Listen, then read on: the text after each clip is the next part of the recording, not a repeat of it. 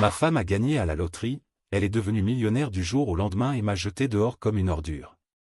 Elle m'a dit qu'elle ne m'avait jamais aimé et a disparu de ma vie. Aujourd'hui, ruinée, seule et oubliée de tout, elle va découvrir le prix de rejeter celui qui a toujours été à ses côtés. Jamais je n'aurais imaginé que ma vie puisse basculer aussi vite. Quand j'ai épousé Clara, je croyais avoir trouvé la partenaire de ma vie. Celle qui serait là dans les bons comme dans les mauvais moments.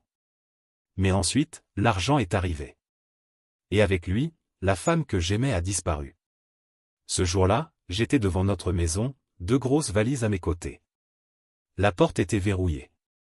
J'ai frappé plusieurs fois, les mains tremblantes, l'esprit en état de choc, espérant une explication, n'importe quoi. Par la fenêtre, j'ai vu Clara dans le couloir, immobile, me regardant comme si j'étais un inconnu. Elle n'a rien dit. Elle s'est juste retournée et s'est éloignée. Je me suis assis sur les marches du porche, complètement perdu. Quelques jours plus tôt, on riait encore ensemble en planifiant un petit voyage à la fin du mois. On ne vivait pas dans le luxe, mais on était heureux, ou du moins je le croyais. Bien sûr, on se disputait parfois, tous les couples le font, mais rien de grave. Puis, d'un coup, elle a gagné 9 millions à la loterie. Et c'est comme si l'amour était mort à cet instant. Clara a changé d'attitude dès l'annonce des numéros gagnants. Froide. Détachée. Elle a changé de voiture, de vêtements, d'amis, et soudain, j'étais devenu un fardeau. Un poids qu'elle voulait abandonner. Mais moi, je ne m'étais pas marié pour de l'argent. Bien au contraire. On s'est connus à la fac. Elle étudiait la finance, et moi je faisais 2 petits boulots pour payer mes cours. Je suis tombé amoureux d'elle parce qu'elle était douce, déterminée, et qu'elle riait de mes blagues débiles. Ses parents ne m'ont jamais accepté. Sa mère, Margaret, me détestait dès le début. Elle disait que j'étais un profiteur sans avenir, avec sa fille uniquement par intérêt. Lors du mariage, elle m'a obligé à signer un contrat prénuptial. Et je l'ai signé sans hésiter. Parce que j'aimais Clara. Et je n'en avais rien à faire de leur argent. Ironiquement, c'est ce document qui allait devenir ma seule chance d'obtenir justice. Après être resté là, assis sans savoir où aller, j'ai appelé mon meilleur ami, Tony. En plus d'être mon ami, c'est un excellent avocat. Sa voix au téléphone m'a réconforté comme une étreinte. Quoi? Elle t'a viré de chez toi? T'es où, là? Sur le perron, avec mes valises. Elle a gagné à la loterie et a décidé qu'elle ne voulait plus de moi. 15 minutes plus tard, Tony était là, m'aidant à tout mettre dans sa voiture.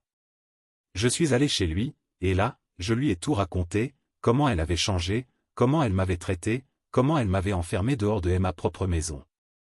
Il m'a écouté en silence, analysant tout avec son regard d'avocat. Et c'est là qu'il m'a donné ma première étincelle d'espoir. Tu te souviens du contrat prénuptial que sa mère t'a fait signer? Bien sûr. Celui qui protège les biens de sa famille. Eh bien, il y a une clause qui stipule que tout bien important acquis pendant le mariage doit être partagé entre les deux. Tu plaisantes? Ça inclut les gains de loterie? Oui. Et je vais le prouver. Mes yeux se sont écarquillés. Pour la première fois après tant de larmes, j'ai senti une lueur d'espoir. Peut-être que je n'étais pas aussi foutu que je le pensais. Le lendemain, Tony s'est mis au travail. Pendant ce temps, j'essayais de garder la tête haute. Mais c'était dur. Clara n'était plus la femme que j'avais connue. Et tout ça ne faisait que me rappeler tout ce que j'avais traversé à ses côtés. Je l'ai soutenue quand elle a été licenciée, quand elle se disputait avec ses parents, quand elle faisait des crises d'angoisse et doutait d'elle-même. J'étais là. Présent. Solide. Et au moment où elle a eu ce ticket gagnant dans les mains, elle m'a jeté comme un vieux déchet. Et il n'a pas fallu longtemps pour que Margaret débarque. Un jour, elle a débarqué dans le bureau de Tony, le nez en l'air, une robe hors de prix, et ce regard de femme qui pense contrôler le monde. Elle m'a regardé comme si j'étais un criminel. Tu fais une énorme erreur, a-t-elle craché. Te retirer maintenant est la meilleure chose à faire, sinon tu vas le regretter. Je suis resté silencieux. Je l'ai regardé calmement. Je savais que toute réaction excessive serait utilisée contre moi. Tu crois vraiment que tu vas mettre la main sur notre argent? T'étais un moins que rien avant Clara. Et tu vas redevenir un moins que rien. Tony s'est levé, ferme. La loi dit le contraire. Si vous avez un problème, vous pouvez aller au tribunal. Margaret m'a lancé un dernier regard venimeux. Tu vas le regretter. Quand elle est partie, Tony a poussé un soupir. Ils ont peur. Et c'est bon signe. Mais ce n'était que le début. Ils avaient décidé de se battre salement. Et je n'avais encore aucune idée de ce qui m'attendait. Mise à jour 1. Après la visite de Margaret au cabinet de Tony, tout a empiré. Je savais qu'ils allaient essayer quelque chose, mais même dans mes pires cauchemars, je n'aurais jamais imaginé qu'ils tenteraient de me faire passer pour un monstre. Tout a commencé par des messages anonymes. D'abord par email, puis à mon ancien travail, et même dans l'immeuble où vivait Tony. Des messages disant que j'étais un profiteur, un bon à rien, que je harcelais Clara pour son argent. Certains disaient même que je l'avais agressée pendant notre mariage. Qui peut inventer des choses pareilles? J'étais anéanti. C'était comme si l'amour de toute une vie s'était transformé en une campagne de destruction personnelle. Et tout ça orchestré par la femme qui, autrefois, m'avait serré dans ses bras en pleurant, me disant qu'elle ne me quitterait jamais. Clara, de son côté, faisait la une des journaux. Des magazines People ont commencé à publier des articles sur la nouvelle millionnaire célibataire de la ville, avec des photos d'elle à des dîners luxueux, à des soirées avec des influenceurs, et dans des interviews où elle souriait comme si elle venait de se libérer d'un fardeau. Dans l'une de ces interviews, elle a laissé entendre que son mariage n'avait été qu'une phase difficile de sa jeunesse. J'étais cette phase. Tony m'a conseillé de ne pas réagir publiquement. Ils veulent que tu perdes ton sang-froid. Si tu tombes dans le piège, le juge te regardera de travers. Reste calme et laisse la procédure suivre son cours. Mais c'était difficile de contenir la colère. Les réseaux sociaux ont commencé à me prendre pour cible. J'ai reçu des menaces de la part d'inconnus. Certains ont même contacté mes parents pour leur dire que j'étais un salaud. Ma mère a failli faire une crise de nerfs. Mais ce qui m'a fait le plus mal, c'est de voir d'anciens amis s'éloigner. Des gens qui étaient à notre mariage, qui venaient dîner chez nous, faisaient maintenant comme si je n'existais plus. Personne ne voulait s'opposer à quelqu'un avec 9 millions sur son compte. Même certains collègues de travail ont commencé à me traiter différemment. L'argent achète le silence. Et apparemment, la loyauté aussi. Heureusement, Tony ne lâchait rien. Il a fouillé chaque détail du contrat prénuptial, collecté des preuves du moment où j'ai été mis dehors, des photos de nous deux prises quelques jours à peine avant le gain, des enregistrements de conversation, tout. Le plan était clair, prouver que j'étais bien marié avec elle au moment de l'acquisition du prix, et qu'en conséquence, j'avais légalement droit à la moitié. Mais de son côté, elle se préparait aussi.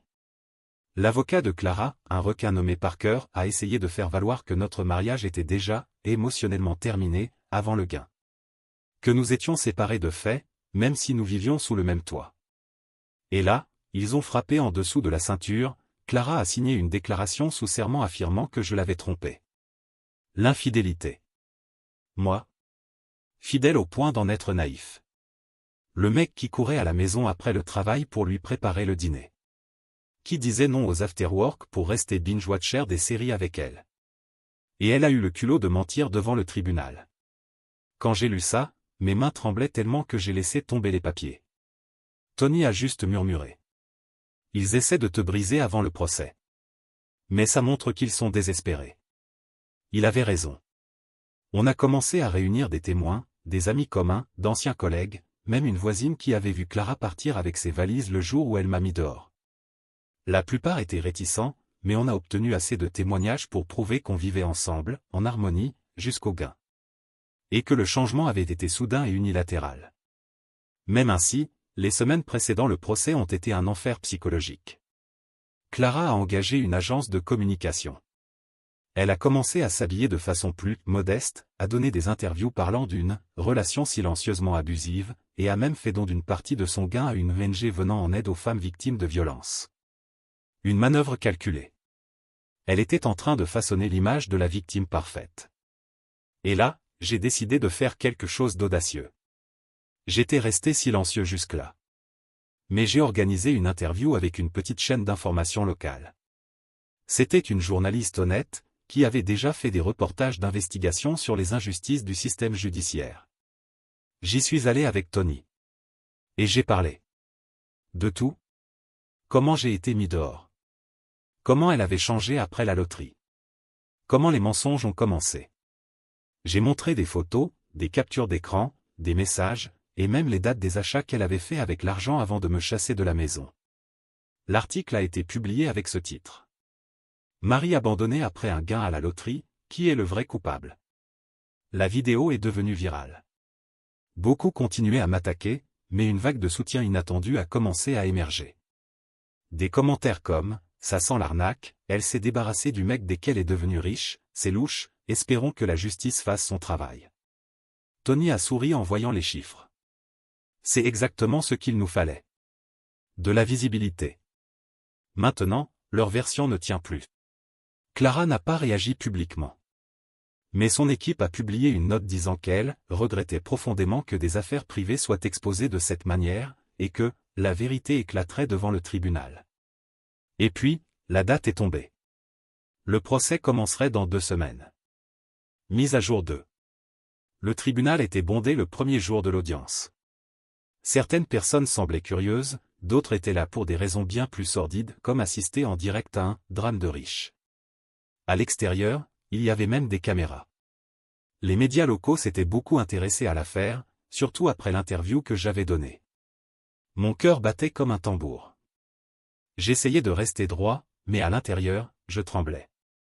Pas par peur de la vérité était de mon côté, mais à cause de la manière dont tout était en train d'être déformé. Clara est entrée avec cet air de supériorité qu'elle avait adopté depuis qu'elle était devenue millionnaire. Elle portait une robe sobre, un maquillage léger, mais avait ce même regard froid de quelqu'un qui pense avoir déjà gagné avant même que tout commence. À ses côtés, l'avocat Parker, avec sa mallette pleine de mensonges. Le juge était un homme à l'expression neutre, mais au regard perçant. Il observait tout, chaque geste. Tony m'avait dit que ce juge était sérieux, qu'il ne se laissait pas berner par des mises en scène et qu'il valorisait la logique. Un avantage pour nous.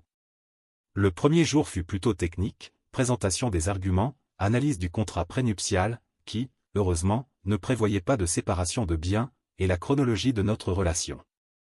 Clara a tenté d'affirmer que nous étions séparés de fait des mois avant le gain, mais notre défense a rapidement démonté cet argument avec des preuves, factures communes, réservation d'hôtel à mon nom pour des voyages faits en couple, message affectueux quelques jours avant le tirage. Mais le moment qui a vraiment fait basculer les choses est arrivé le 2e jour. Tony m'a appelé comme premier témoin. Je m'étais préparé à tout. Il m'a interrogé sur notre relation, depuis le début. J'ai raconté comment nous nous étions rencontrés, la vie difficile qu'on menait au départ, les factures en retard, les nuits où je la consolais quand elle pleurait de frustration à cause de son travail, et comment tout avait changé le jour où elle avait gagné à la loterie. Puis, quand Tony m'a demandé de montrer des images au tribunal, j'ai enlevé ma chemise. Certains ont sursauté, d'autres ont écarquillé les yeux. Oui, j'ai enlevé ma chemise en plein tribunal. En dessous, je portais un simple t-shirt où il était écrit « AIME accent aigu, soutenu, puis jeté ». Mais ce n'était pas tout. Ce que je voulais vraiment montrer, c'était les cicatrices. J'avais perdu plus de 20 kilos depuis la fin du mariage.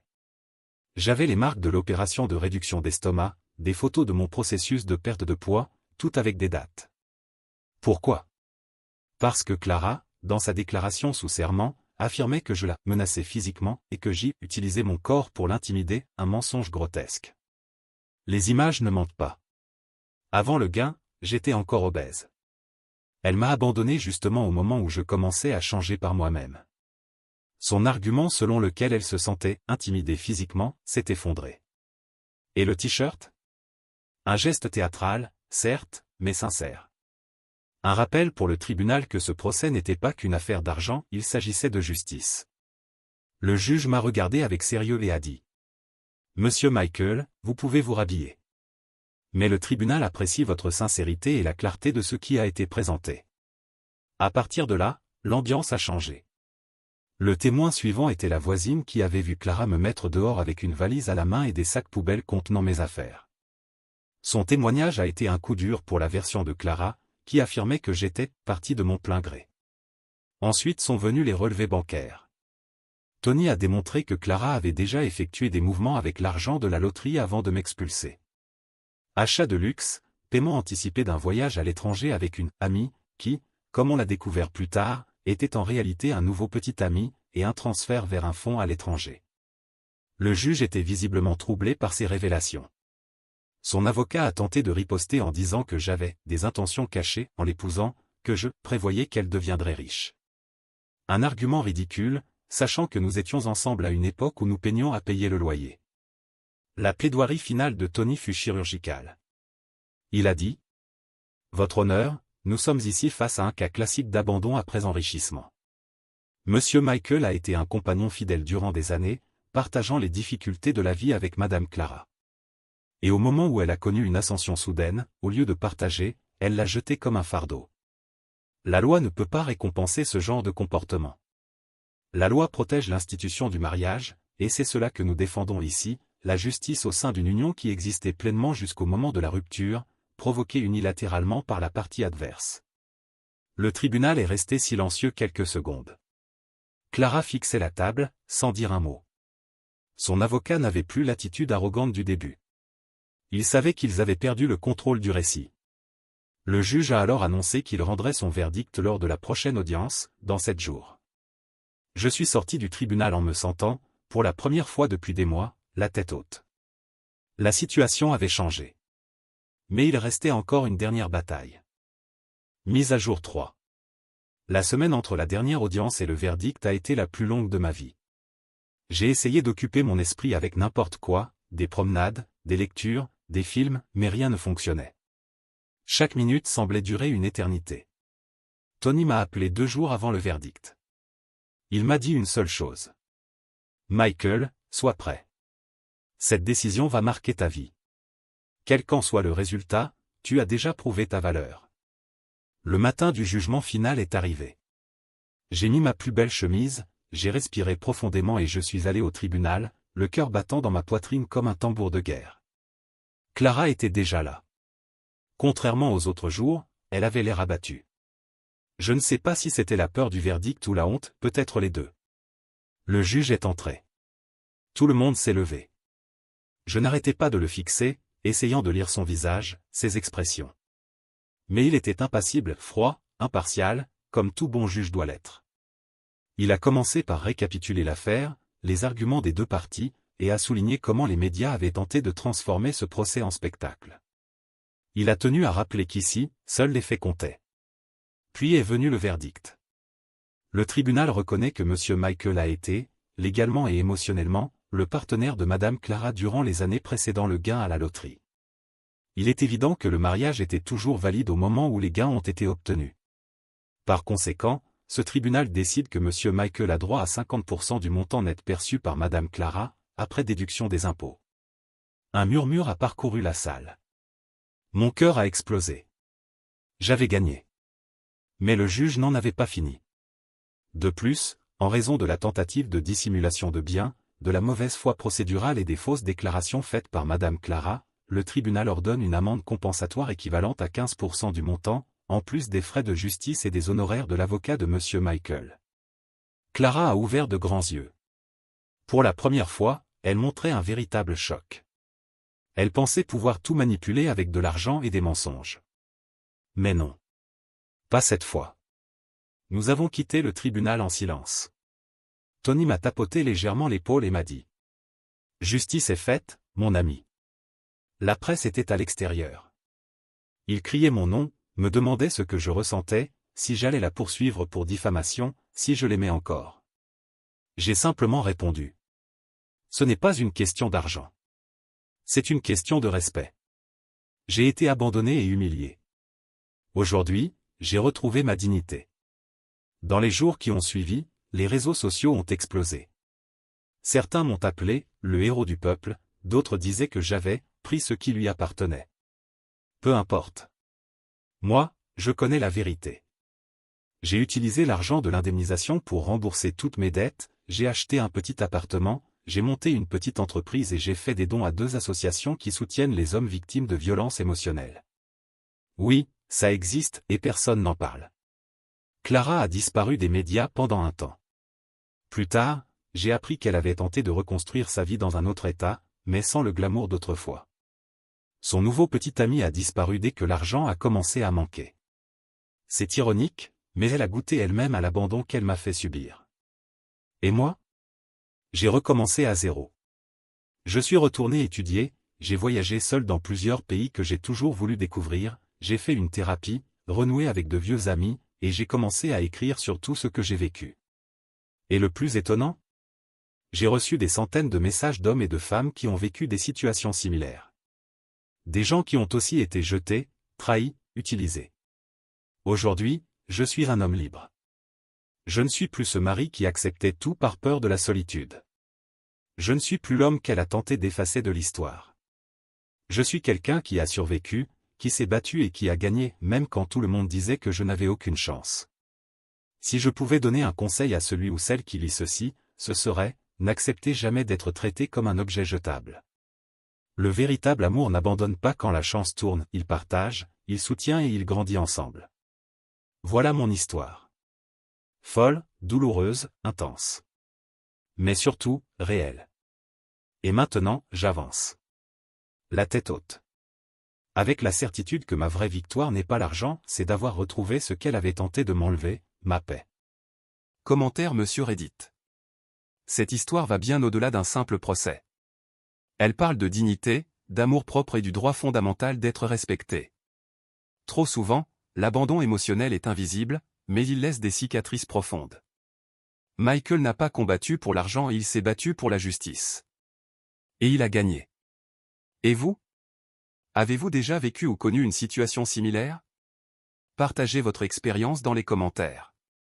Si vous avez aimé, laissez un like, abonnez-vous à la chaîne et activez la cloche pour ne rien rater des prochaines histoires. À très bientôt.